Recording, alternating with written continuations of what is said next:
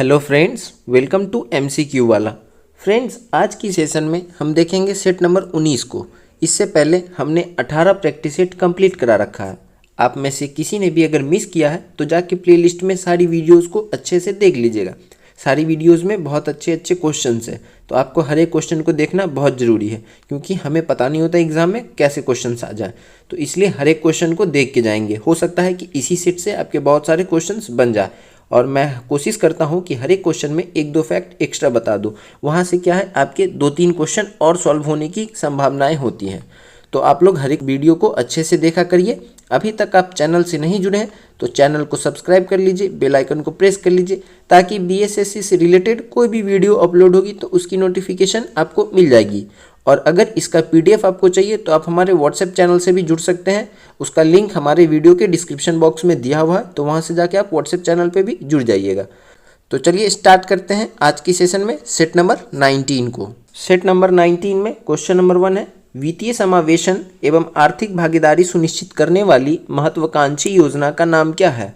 तो वित्तीय समावेशन एवं आर्थिक भागीदारी सुनिश्चित करने वाली जो सबसे बड़ी योजना थी वो प्रधानमंत्री जनधन योजना थी।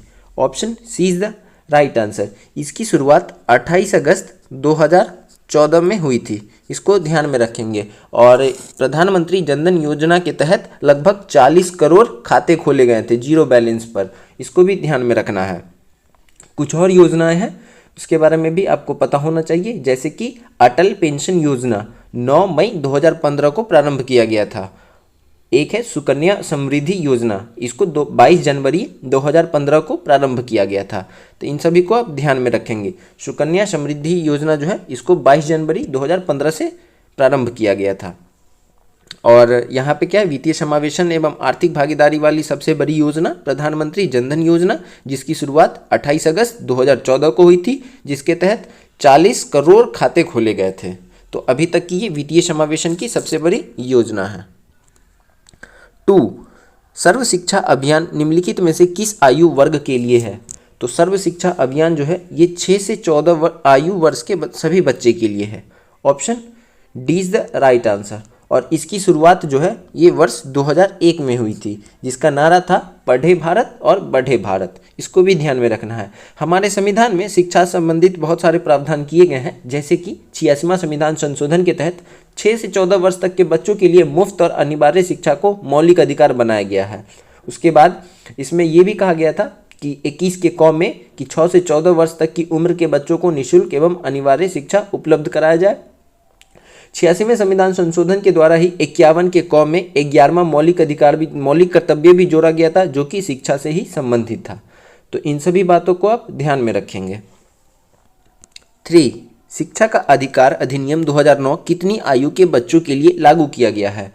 तो शिक्षा अधिकार अधिनियम 2009 जो है ये लागू किया गया है 6 से 14 वर्ष के उम्र के बच्चों के लिए। Option C is the right answer.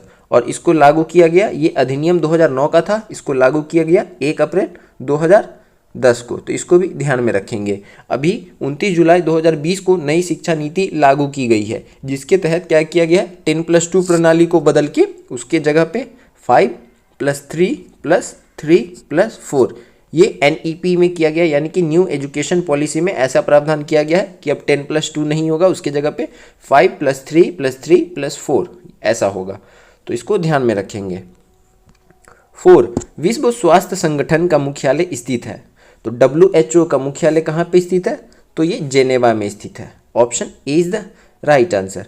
आपसे अगर ये पूछ लिया जाए कि इसकी स्थापना कब हुई थी, तो 7 अप्रैल 1948 को हुई थी WHO की स्थापना। इसको ध्यान में रखेंगे। उसके बाद पेरिस में क्या है, तो पेरिस में जो है ये यूनेस्को का मुख्यालय है पेरिस में, इसको भी ध्यान में रखेंगे। अंतर्राष्ट्रीय मुद्रा कोष और विश्व बैंक इन दोनों का मुख्यालय वॉशिंगटन DC में है। उसके बाद संयुक्त राष्ट्र संघ, यूनिसेफ, संयुक्त राष्ट्र जनसंख्या कोष, इन सभी का मुख्यालय न्यूयॉर्क के अंदर स्थित है। इसको भी ध्यान में रखना है। 5. अलेक्जेंडर फ्लेमिंग को निम्नलिखित में से किस खोज का श्रेय जाता है? अलेक्जेंडर फ्लेमिंग को पेनिसिलिन की खोज का श्रेय जाता है। Option C is the right answer. गुरुत्वाकर्षण की खोज किसने की थी? तो ये न्यूटन के द्वारा किया गया था, इसको भी ध्यान में रखेंगे। और एक्सरे का अगर पूछ ले आपसे कि एक्सरे की खोज किसने की थी? तो डब्ल्यू के रोंटजन ने की थी, इसको भी ध्यान में रखना है। और इंसुलिन का खोज, इंसुलिन का खोज अगर आपसे पूछ ले तो बेंटिंग व बेस्ट के द्वारा किया गया है। इन सब बात को आप याद रखेंगे, इंपॉर्टेंट है, जरूर याद रखना है इन सब बात को। 6, भारतीय संविधान का निम्न में कौन सा अनुच्छेद यह प्रावधान करता है कि राज्य ग्राम पंचायतों के गठन के संबंध में उचित कदम उठाएगा? तो ये हमारा डीपीएसपी जो है, जिसे हमने आयरलैंड की संविधान से लिया है, भाग 4 में आर्टिकल 36 से लेके 51 तक जिसकी चर्चा है, उसका आर्टिकल 40 जो है ये इस बात की प्रावधान करता है कि राज्य जो है ये ग्राम पंचायतों का गठन करने के लिए उचित कदम उठाएगा। तो ऑप्शन ए जो है ये राइट आंसर है। और इसी को अनुच्छेद 40 को गांधीवादी दर्शन भी माना जाता है, इसको भी ध्यान में रखेंगे। 7, झूलन गोस्वामी जिन्होंने हाल ही में अपनी सेवानिवृत्ति की घोषणा की, कौन सा खेल खेलती थी? तो झूलन गोस्वामी जो थी इनका संबंध क्रिकेट से था। ये भारतीय महिला टीम में फास्ट बॉलर थी Jhulan Goswami. Option B is the right answer. और इन्हें वर्ष 2010 में अर्जुन पुरस्कार से भी सम्मानित किया जा चुका है। 8, जनगणना 2011 के अनुसार भारत में महिला पुरुष लिंग अनुपात है। तो भारत के अंदर महिला पुरुष लिंग अनुपात कितना का है 2011 जनगणना के अनुसार? तो ये है 943 1000, यानी कि 1000 पुरुषों पर 943 महिलाएं। इसी को हम अनुपात कहते हैं, जनसंख्या अनुपात कहते हैं, तो इसको ध्यान में रखेंगे। और एक और चीज़ आपको इसके बारे में पता होना चाहिए कि सबसे ज़्यादा लिंगानुपात वाला जो राज्य वो है केरला। केरला में 1000 पुरुषों पर 1084 महिलाएं हैं। और सबसे कम लिंगानुपात जो है वो हरियाणा राज्य का है, वहाँ पर 1000 पुरुषों पर 879 महिलाएं हैं। तो इसको ध्यान में रखेंगे, सर्वाधिक केरल में है और सबसे कम हरियाणा राज्य में है। और भारत का पूछ ले तो 943। 9, अकबर ने निम्नलिखित में से किस नगर की स्थापना की और उसे अपनी राजधानी बनाया? तो अकबर ने फतेहपुर सीकरी की स्थापना की थी और उसे अपनी राजधानी भी बनाई थी। Option D is the right answer. Gujarat विजय के उपलक्ष्य में अकबर ने 1571 में फतेहपुर सीकरी की स्थापना की थी और बाद में उसको अपना राजधानी भी बनाया था, तो इसको ध्यान में रखेंगे। और अगर आप लोग को मेरा वीडियो पसंद आता है तो प्लीज़ आप लोग वीडियो को लाइक ज़रूर किया करिए और अपने दोस्तों में भी शेयर किया करिए ताकि उनका भी हेल्प हो जाए। मेरा कोशिश यही रहता है कि मैं आपको ज़्यादा से ज़्यादा फैक्ट बताने की इसमें कोशिश करता रहूँ कि आपको इससे क्या होगा कि एग्ज़ाम में थोड़ा कन्फ्यूज़न नहीं होना चाहिए किसी भी बात को लेकर। कि मान लें कि जैसे इसी क्वेश्चन में भारत का पूछ रहा था, पूछ देता सर्वाधिक किस स्टेट का है, सबसे कम किस स्टेट का है, तो आपको वो सब भी मैंने बता दिया है। तो इसलिए मैं चाहता हूँ कि आप लोग प्लीज़ वीडियो को लाइक ज़रूर किया करिए, क्योंकि इतने सारे लोग अगर वीडियो को देखते हैं उनको इससे हेल्प होता है, तो इतना तो आपका कर्तव्य बनता है ना कि कम से कम एक लाइक ज़रूर आप कर देंगे, क्योंकि आपके लाइक से ही हमारा मोटिवेशन हाई होता है। तो प्लीज़ आप लोग वीडियो को लाइक ज़रूर किया करिए। 10 नंबर, प्राचीन काल में गुप्त वाकाटक काल की प्रसिद्ध महिला शासक निम्नलिखित में से कौन थी? तो ये कौन थी? प्रभावती। ये कौन थी? तो गुप्त वाकाटक काल की प्रसिद्ध महिला शासिका थी प्रभावती। तो इसको ध्यान में रखना है। 11, अधिकार परीक्षा का अर्थ है। तो अधिकार परीक्षा क्या है? तो ये एक प्रकार का रीट है। हमारे संविधान में आर्टिकल 32 में 5 प्रकार के रीट की चर्चा की गई है। एक है बंदी प्रत्यक्षीकरण, एक है परमादेश, एक है प्रतिषेध लेख, एक है उत्प्रेषण और एक है अधिकार परीक्षा। इंग्लिश में भी इसको याद रखना जरूरी है। पहला था हेबियस कॉर्पस, उसके बाद है मैंडमस, उसके बाद है प्रोहिबिशन, उसके बाद है सर्जियोरी, उसके बाद है को वारंटो। तो ये 5 प्रकार का रीट होता है। जब भी मौलिक अधिकार का उल्लंघन होता है तो सुप्रीम कोर्ट 5 प्रकार में से किसी भी एक रीट को जारी करती है, मतलब जो भी मैटर होता है उसके अनुकूल उस रीट को जारी करती है। तो इसको ध्यान में रखना है। और इसका अर्थ होता है अधिकार परीक्षा का कि किस अधिकार से। तो option A is the right answer. हम आदेश देते हैं, ये किसका होता है? ये परमादेश का अर्थ होता है कि हम आदेश देते हैं। हमें शरीर चाहिए, ये किसका अर्थ होता है? तो ये बंदी प्रत्यक्षीकरण का होता है। और बंदी प्रत्यक्षीकरण जो है ये किसी भी व्यक्तिगत स्वतंत्रता का सबसे बड़ा अधिकार होता है। 12, एक्साइज ड्यूटी लगाई जाती है। तो एक्साइज ड्यूटी जो है ये वस्तुओं के उत्पादन पर लगाई जाती है। Option C is the right answer. यह केंद्रीय एवं राज्य कर है जो अप्रत्यक्ष कर का उदाहरण है, एक्साइज ड्यूटी। तो इसको ध्यान में रखेंगे। केंद्र सरकार के कुछ प्रत्यक्ष कर हैं जैसे कि व्यक्तिगत आयकर, निगम कर, उपहार कर, संपत्ति कर, लाभांश कर, पूंजी लाभ कर, ये सब कुछ केंद्र सरकार के द्वारा लगाया हुआ डायरेक्ट टैक्स है। कुछ और इनडायरेक्ट टैक्स है, जैसे कि सीमा शुल्क, केंद्रीय उत्पादन शुल्क, सेवा कर, केंद्रीय बिक्री कर, ये सब जो है ये अप्रत्यक्ष कर के उदाहरण हैं, तो इसको ध्यान में रखेंगे। एक्साइज ड्यूटी ये वस्तुओं के उत्पादन पर लगाई जाती है। 13, किस मामले में सर्वोच्च न्यायालय ने संविधान का आधारभूत ढांचा का सिद्धांत प्रतिपादित किया था? तो सर्वोच्च न्यायालय ने केशवानंद भारती बनाम केरल राज्य में संविधान की आधारभूत ढांचा का सिद्धांत प्रतिपादित किया था, इसको ध्यान में रखेंगे। और केशवानंद भारती बनाम जो केरल राज्य था उसमें अभी तक सबसे बड़ी बेंच बैठी थी 13 जजों की बेंच, इसको भी ध्यान में रखना है। 14, केंद्रीय बैंक का कार्य करती है, तो केंद्रीय बैंक कौन है? तो ये रिजर्व बैंक ऑफ इंडिया है। Option D is the right answer. और इसकी स्थापना 1 अप्रैल 1935 को हुई थी, इसको भी ध्यान में रखना है। और वर्तमान में शक्तिकांत दास केंद्रीय बैंक के मतलब रिजर्व बैंक ऑफ इंडिया के गवर्नर हैं, तो इसको ध्यान में रखना है। और केंद्रीय बैंक का जो होता है 2 प्रकार का कार्य होता है, एक सामान्य केंद्रीय बैंकिंग कार्य तथा दूसरा विकास संबंधित और प्रवर्तन कार्य, इन सबको याद रखेंगे। 15, भारत के वर्तमान नीति आयोग का नया सीईओ कौन है? तो नीति आयोग के नए सीईओ हैं doctor BR Subramaniam. Option C is the right answer. NITI Aayog की स्थापना कब हुई थी? 2015 में, 1 जनवरी 2015 को, तो इसको ध्यान में रखेंगे। यही पहले योजना आयोग था जिसका नाम बदल के अब नीति आयोग कर दिया गया है। और इसके अध्यक्ष जो होते हैं वो प्रधानमंत्री स्वयं होते हैं, तो इसको ध्यान में रखेंगे। और उपाध्यक्ष भी एक होता है नीति आयोग में, जो कि वर्तमान में सुमन के बेरी है। 16, हाल ही में किस संगठन द्वारा विकसित ट्रेनों के इंजनों पर डिवाइस लगाकर real time train information system को विकसित किया गया है? तो ये किस संगठन के द्वारा किया गया है? तो ये इसरो के द्वारा किया गया है। Option A is the right answer. 17, the Chipko movement a people history नामक पुस्तक के लेखक कौन है? तो the Chipko movement a people history नामक पुस्तक जो है ये लिखा गया है शेखर पाठक के द्वारा। Option D is the right answer. 18, संसद द्वारा पारित विधेयकों पर राष्ट्रपति का हस्ताक्षर अनिवार्य क्यों है? तो राष्ट्रपति का हस्ताक्षर इसलिए अनिवार्य है क्योंकि वह कार्यपालिका का अध्यक्ष होता है, वह कानून को लागू करने की जिम्मेदारी लेता है, वह राज्य की संप्रभुता का प्रतीक होता है। तो उपयुक्त में से सभी, इसलिए कोई भी विधेयक जब तक राष्ट्रपति उस पर साइन नहीं करते हैं वो कानून नहीं बनता है, तो इसको ध्यान में रखेंगे। और कार्यपालिका का अध्यक्ष होता है, इसकी चर्चा जो है आर्टिकल 53 में की हुई है, तो इसको ध्यान में रखेंगे। 19, ऐसी मुद्रा जिसकी विनिमय दर सरकार द्वारा प्रभावित होती है क्या कहलाती है? तो ऐसी मुद्रा को हम प्रबंधित मुद्रा कहते हैं। Option D is the right answer. 20, bull और बियर शब्द किससे संबंध है? तो बुल और बियर शब्द का जो संबंध है ये स्टॉक बाजार से है। Option A is the right answer. और राष्ट्रीय शेयर बाजार जिसकी स्थापना फेरवानी समिति की सिफारिश पर 1992 में की गई थी, इसको ध्यान में रखेंगे। और बॉम्बे स्टॉक एक्सचेंज जो है ये एशिया का सबसे पुराना स्टॉक एक्सचेंज है जिसकी स्थापना 1875 में हुई थी, BSE की, इसको भी ध्यान में रखेंगे। 21, राज्य चुनाव आयोग नगरपालिका चुनाव किस अनुच्छेद के अधीन संचालित व नियंत्रित करता है तथा उसका अधीक्षण करता है? तो ये किस आर्टिकल के अंदर है? तो ये है आपका 243 JDA। Option A is the right answer, तो इसको ध्यान में रखेंगे। इसके अनुसार नगरपालिका के चुनाव का संचालन और अधीक्षण राज्य चुनाव आयोग के द्वारा किया जाता है, तो इन सबको आप जरूर ध्यान में रखेंगे।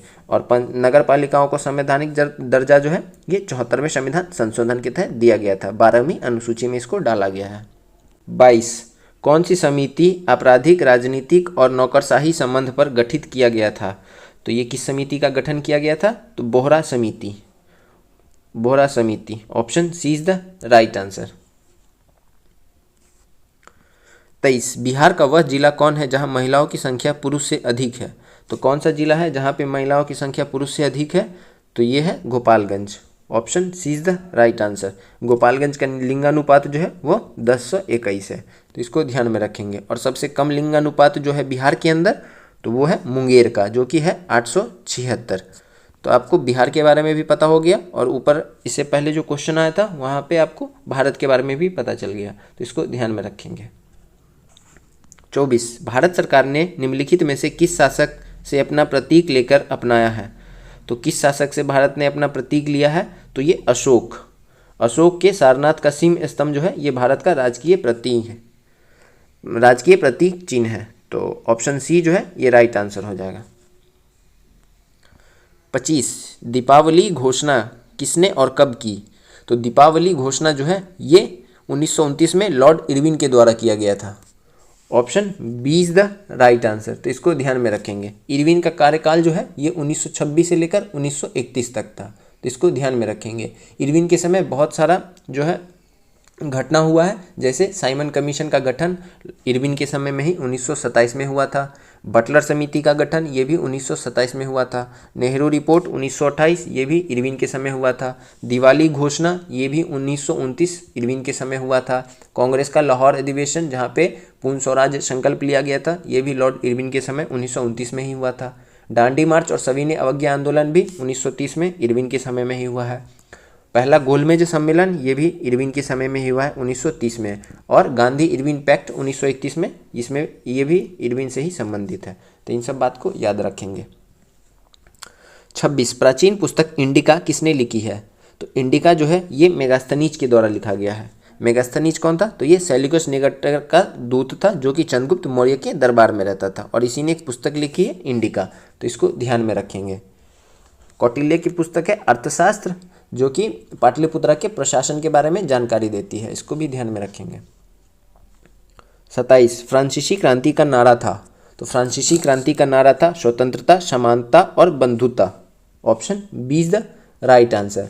1789 में फ्रांस की क्रांति हुई जिसमें नारा दिया गया था स्वतंत्रता, समानता और बंधुता का। तो इसको ध्यान में रखेंगे।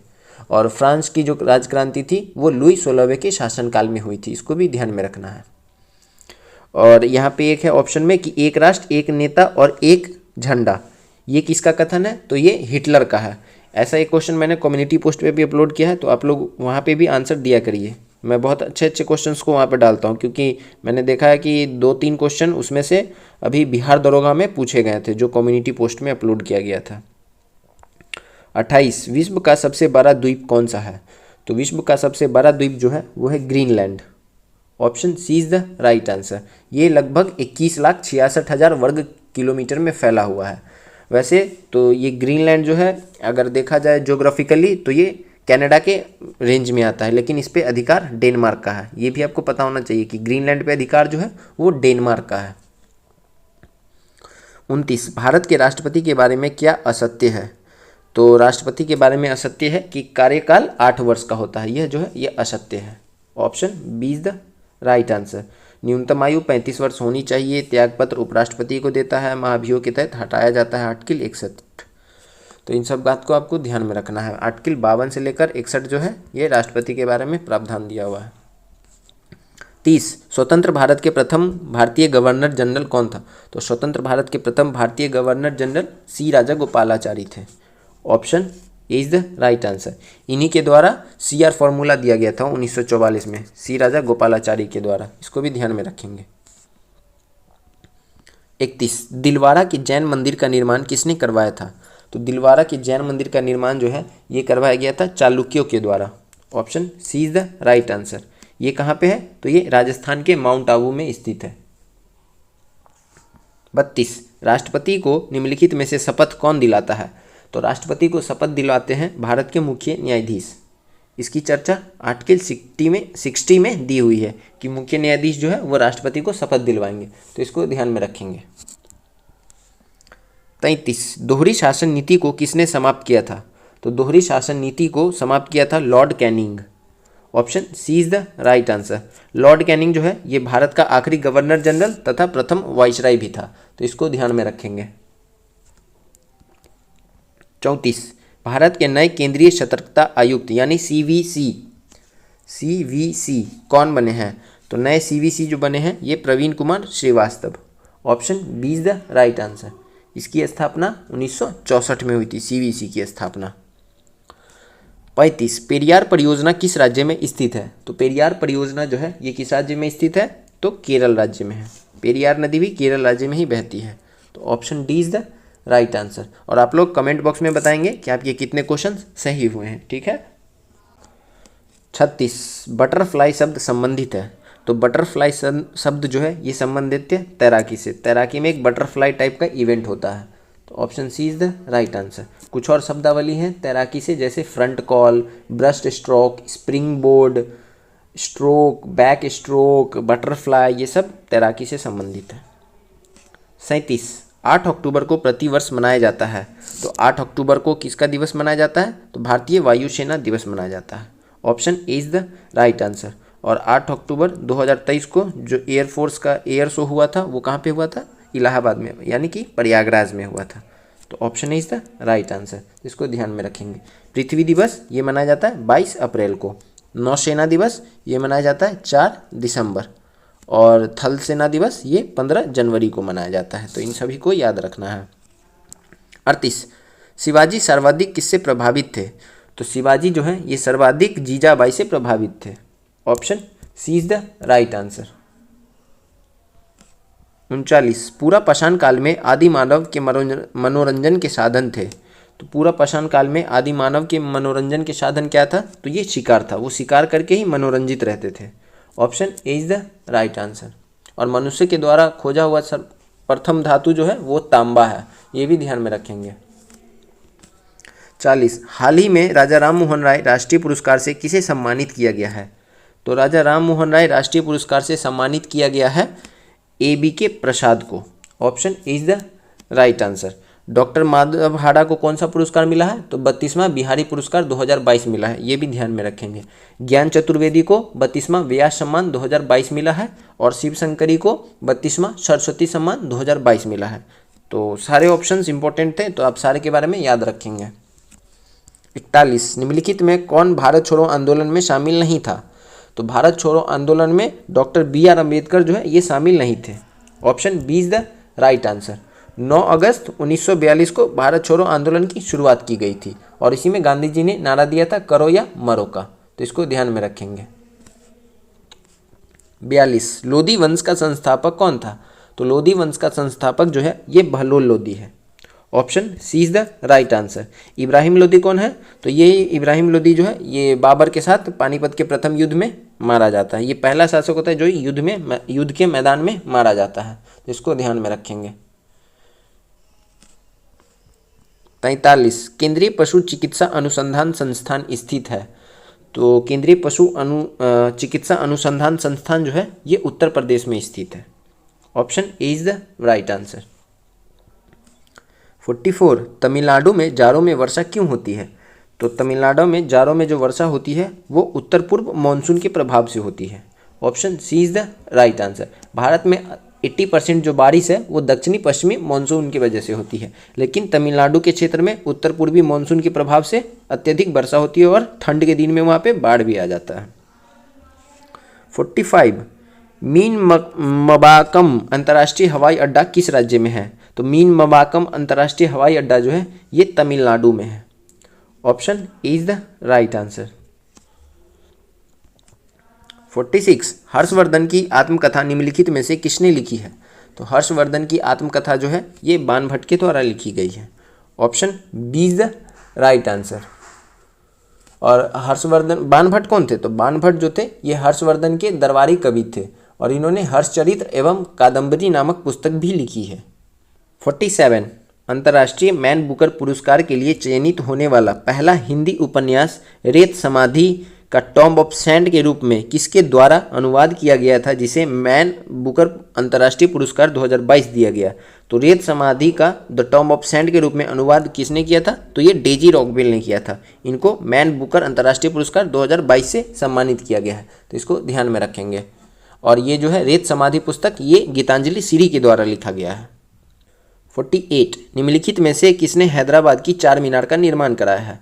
तो चार मीनार का निर्माण जो है ये करवाया गया है मोहम्मद कुली कुतुब शाह के द्वारा। Option D is the right answer. 1591 में चार मीनार का निर्माण कराया गया है मोहम्मद कुली कुतुब शाह के द्वारा।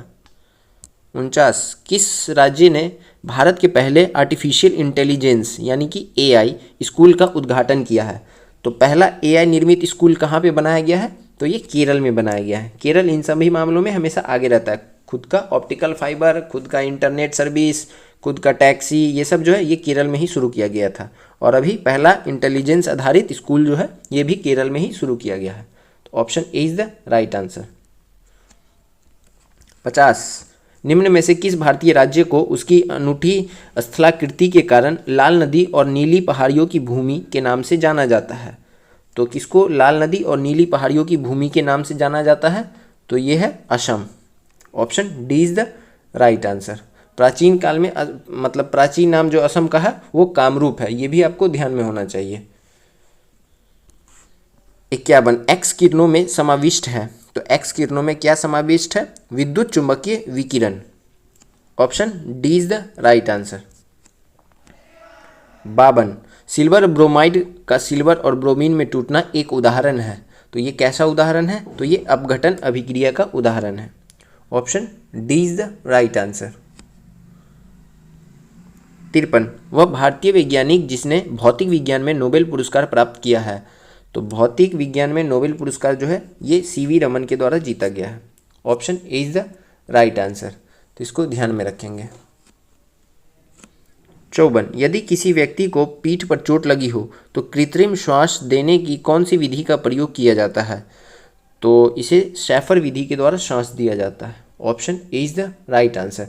क्या होता है शैफर विधि? तो इसमें पीड़ित को पेट के बल लिटा दिया जाता है और उसके सिर को किसी एक करवट कर दिया जाता है। पीड़ित के सीने के नीचे पतला तकिया रख दिया जाता है। जब किसी पीड़ित के सीने पर चोट लगा हो तब स्लेटर विधि का प्रयोग किया जाता है। ये जो सिलेवेस्टर विधि है इसका प्रयोग कब करते हैं? जब किसी पीड़ित के सीने पर चोट लगा हो। तो इसको ध्यान में रखेंगे। और शैफर विधि का प्रयोग करते हैं कि इसको उल्टा लेटा दिया जाता है और उसके बाद ऊपर से पुश करके और उसको सांस दिलवाया जाता है। कृत्रिम श्वास देने का ये विधि है। 55, मवेशियों के मुंह फट रोग किस सूक्ष्म जीव के कारण होता है? तो मवेशियों में मुंह फट रोग जो है ये होता है विषाणु के कारण। Option C is the right answer. 56, निम्नलिखित में से किस जीव के 3 हृदय होते हैं? तो 3 हृदय जो है ये होता है स्क्विड का। Option C is the right answer. Octopus में भी 3 हृदय होता है, ये भी ध्यान में रखना है। 57, यदि लाल फूल को हरे शीशे से देखें तो यह दिखता है। अगर लाल फूल को हरा शीशा से देखें तो ये कैसा दिखता है? तो ये काला दिखाई देता है। Option B is the right answer. 58, यदि किसी कार के टायर में हवा का दाब कम हो तो क्या परिणाम होगा? तो अगर किसी कार के टायर में हवा का दाब कम हो तो क्या होगा? तो ईंधन की अधिक खपत होगी। Option B is the right answer. 59, वातानुकूलन में किन पैरामीटर को नियंत्रित किया जाता है? तो वातानुकूलन में वायु का ताप एवं आर्द्रता दोनों को नियंत्रित किया जाता है। Option C is the right answer. 60, सूर्य की ऊर्जा का स्रोत किस प्रक्रिया में निहित है? तो सूर्य की ऊर्जा का स्रोत जो है ये नाभिकीय संलयन पर निहित है। Option C is the right answer. यहाँ पे क्या होता है? हाइड्रोजन मिलके हीलियम का फॉर्मेशन होता है सूर्य के अंदर और इसी को नाभिकीय संलयन कहते हैं। तो इसको ध्यान में रखेंगे। परमाणु बम में क्या होता है? तो परमाणु बम में नाभिकीय विखंडन होता है, इसको भी ध्यान में रखेंगे। और हाइड्रोजन बम और सूर्यन में ये दोनों में नाभिकीय संलयन होता है, इसको ध्यान रखना है। 61, श्वेत प्रकाश को भिन्न भिन्न रंगों में विभक्त करने के लिए निम्नलिखित में किसका प्रयोग किया जाता है? तो किसका प्रयोग किया जाता है? ये प्रिज्म का प्रयोग किया जाता है। प्रिज्म से जब हम श्वेत प्रकाश को पास करवाते हैं तो ये 7 भागों में विभाजित हो जाती है। इसी को हम VIBGYOR, यही है वो 7 रंग जो वाइट प्रकाश से प्रकाशित होती है, विभक्त होती है। तो इसको ध्यान में रखना है। प्रिज्म से लाइट को पास कराया जाता है। 62, निम्न में से रेड क्रॉस अभिक्रिया की पहचान कीजिए। तो रेडॉक्स अभिक्रिया की पहचान करना है। तो रेडॉक्स अभिक्रिया कौन सा है? तो इसमें MnO2 + 4HCl MnCl2 + 2H2O + Cl2, ये जो है यह एक रेडॉक्स रिएक्शन है। तो इसको ध्यान में रखेंगे। 63, विद्युत चुंबक का प्रयोग किया जाता है। तो विद्युत चुंबक का प्रयोग जो है ये किया जाता है आहन घंटी, कॉलिंग बेल में। Option A is the right answer. 64, पानी में अंशतः डूबी हुई छड़ी मुड़ी हुई प्रतीत होती है। तो ऐसा क्यों होता है? जैसे कोई एक बीकर है, इसके अंदर पानी है, इसमें कोई छड़ी है, तो वो हल्का हमें, अगर ये डूबा हुआ है तो हल्का हमें टेढ़ा दिखाई देता है, या फिर सिक्का हमें थोड़ा सा ऊपर दिखाई देता है। तो ऐसा क्यों होता है? तो पानी में अपवर्तन के कारण होता है, प्रकाश के अपवर्तन के कारण। Option B is the right answer. 65, एक डायोड, तो एक डायोड जो होता है केवल एक दिशा में चालन करता है, option A is the right answer. ये सब सिंगल वर्ड क्वेश्चन है तो इसको एकदम कंठस्थ करके याद कर लेना है। 66, कृत्रिम वर्षा करने के लिए बादलों पर निम्नलिखित में से कौन सा यौगिक छिड़का जाता है? तो कृत्रिम वर्षा यानी कि आर्टिफिशियल रेन करवाने के लिए सिल्वर आयोडाइड का प्रयोग किया जाता है, AgI, इसका प्रयोग किया जाता है कृत्रिम वर्षा करवाने के लिए, तो इसको ध्यान में रखेंगे। जैसे दुबई के क्षेत्र में यही कृत्रिम वर्षा ही करवाया जाता है। 67, घुमंतु पशुचारण में चरवाहे अपने जानवरों के साथ एक स्थान से दूसरे स्थान पर डैश के लिए निर्धारित मार्गों से भ्रमण करते हैं। तो ये किसके लिए भ्रमण करते हैं? घुमंतु पशुचारण जो है तो ये भ्रमण करते हैं चारे और पानी के लिए, एक जगह से दूसरे जगह पर, option D is the right answer. 68, किस पदार्थ को द्रव स्वर्ण कहते हैं? तो द्रव स्वर्ण किस पदार्थ को कहा जाता है? तो ये पेट्रोलियम तेल को कहा जाता है, option D is the right answer. 69, dolomite का सूत्र है, तो डोलोमाइट का सूत्र क्या है? तो ये है CaMg(CO3)2, option B is the right answer. CaO ये किसका सूत्र है? तो ये बिना बुझा हुआ चूना का है, और बुझा हुआ चूना का क्या है? CaOH(2), और CaCO3 ये कैल्शियम कार्बोनेट का सूत्र है, और डोलोमाइट का CaMg(CO3)2। 70, निम्न में कौन सा एक ऊष्मीय इंजन नहीं है? तो इसमें ऊष्मीय इंजन कौन सा नहीं है? तो ये है आपका पवन चक्की, option D is the right answer. 71, निम्न में से सबसे अधिक कठोर कौन सा है? तो सबसे अधिक कठोर जो है ये हाई स्पीड स्टील है, option B is the right answer. वैसे विश्व में सबसे कठोर पदार्थ जो है वो हीरा होता है, तो इसको ध्यान में रखेंगे। 72, निम्नलिखित में कौन सा मापक उपकरण बिना संपर्क टाइप का है? तो बिना संपर्क टाइप का कौन सा मापन उपकरण है? तो ये है आपका pyrometer, option D is the right answer. Speedometer से हम क्या करते हैं? तो वाहनों की गति को मापते हैं, और पायरोमीटर से दूरदर्श स्थिति वस्तुओं के ताप को नापा जाता है। पायरोमीटर से दूर दराज पर स्थित जो वस्तु होती है उसके तापमान को नापा जाता है। 73, निम्नलिखित में किस गैस में विरंजन ब्लीचिंग का गुण है? तो ब्लीचिंग का गुण जो है ये क्लोरीन में होता है, option C is the right answer. और ब्लीचिंग पाउडर का फॉर्मूला क्या होता है? तो ये होता है CaOCl2, ये भी ध्यान में रखना है। 74, यदि किसी मशीन में अप्रमाणिक स्नेहक तेल का उपयोग किया जाए तो इसका परिणाम होगा। तो इसका परिणाम क्या होता है कि मशीन घिस जाएंगी, स्नेहक तेल का अधिक व्यय करेगा और मशीन के चलाने में आवाज़ करेंगी। तो उपयुक्त में से सभी, option D is the right answer. वह 75 नंबर क्वेश्चन, बिना पानी भरे ही यदि किसी विद्युत केतली की बिजली चालू की जाए तो क्या होगा? तो इसकी विद्युत कुंडली यानी कि इलेक्ट्रिकल कॉइल जो है वो जल जाएंगी, option B is the right answer. तो ये हमारा 75 क्वेश्चन कंप्लीट हुआ। इसके आगे का क्वेश्चन मैथ और रीजनिंग का क्वेश्चन अगर आपको चाहिए तो आप कमेंट कर देंगे, वैसे मैं अपलोड कर दूंगा हमारे व्हाट्सएप ग्रुप में। और व्हाट्सएप ग्रुप से आप जुड़ना चाहते हैं तो वीडियो के डिस्क्रिप्शन बॉक्स में उसका लिंक दिया हुआ है, वहाँ से जाके आप व्हाट्सएप ग्रुप में जुड़ जाएंगे। तो चलिए कल मिलते हैं नए प्रैक्टिस सेट में, और अभी तक आप लोग चैनल को सब्सक्राइब नहीं किए तो चैनल को सब्सक्राइब कर लीजिए, बेल आइकन को प्रेस कर लीजिए और हमारे साथ जुड़े रहिए। तो चलिए कल मिलेंगे नए प्रैक्टिस सेट में, सेट नंबर 20 में। बहुत ही जल्द इसमें अब 24 प्रैक्टिस सेट कंप्लीट हो जाएगा। उसके बाद हम नए पब्लिकेशन का प्रैक्टिस सेट इसी समय में हम अपलोड किया करेंगे। तो आप लोग लगातार चैनल के साथ बने रहिए। तो चलिए कल मिलते हैं नए सेशन में, सेट नंबर 20 में। तब तक के लिए थैंक यू, जय हिंद।